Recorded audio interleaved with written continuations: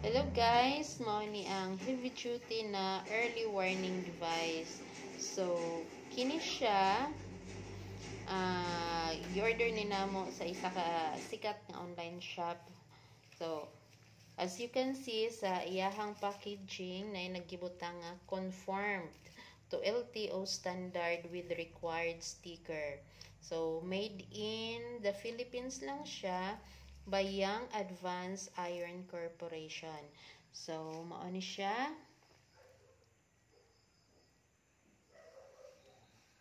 Okay, nag-order mi ini tungod kay per may pangitaan sa taga LTO.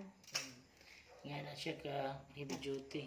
Nga kanang standard yun daw. Kay kato daw amo ang gipakita ang early warning device, substandard daw to siya. So, next time nga maparahan mi, unya mo lang gyapon ta among mapakita, tikita na daw mi niya.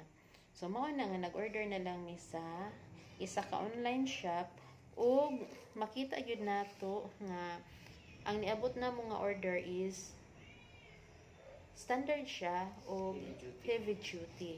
No, dagko gyud siya og tiil, di siya basta-basta matuwang or di basta-basta mapukling. So kung kamo pod mangita mo og inyuhang early warning device, so visit lang mo sa online shop. Search lang ninyo, naidaghan ninyo makita dito. So mao ni siya ang iyahang packaging. Okay, so that's it guys. Thank you for watching.